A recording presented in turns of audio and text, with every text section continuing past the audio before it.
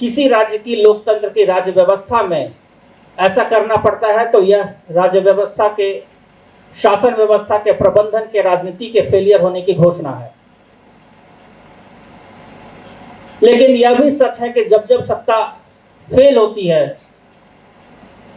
तब तब इस देश की जनता देश की अर्थव्यवस्था को संभाला है और इस कार्य के लिए मैं नेताजी सुभाष यूनिवर्सिटी प्रबंधन को बहुत बधाई देता हूं कि उन्होंने बेहतर शिक्षा देने का कार्य संभाला है।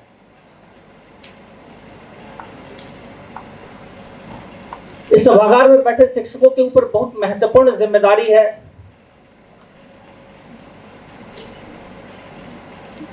आप फर्ज कीजिए, आप कल्पना कीजिए कि अगर एक इंजीनियर गलत बन जाता है तो वह अपने जीवन काल में कई सारा पुल बनाएगा, जो उस पुल के गिरने के बाद 100-200 जनहानि होगी, 100-200 लोग मरेंगे। यह दुखद है, यह दुर्भाग्यपूर्ण है। लेकिन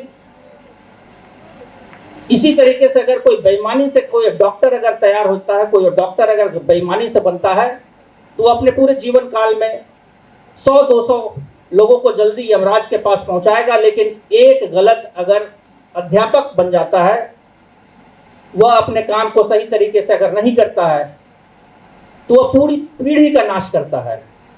आप पर बड़ी जिम्मेदारी है, नेताजी सुभाष यूनिवर्सिटी के सभी अध्यापक, आप पर बड़ी महती जिम्मेदारी है। आज देश इस मुहाने पर खड़ा है कि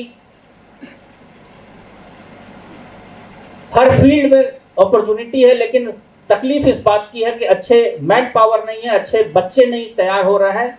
डिग्रियां हैं, ऊंची ऊंची डिग्री है, लेकिन उन्हें कुछ काम नहीं आता है। आप सभी शिक्षकों पर बहुत महत्वपूर्ण जिम्मेदारी है। आपकी ये जिम्मेदारी नहीं है कि यह यूनिवर्सिटी अगले 30 साल, अगले 40 साल किस तरीके से चलेगी।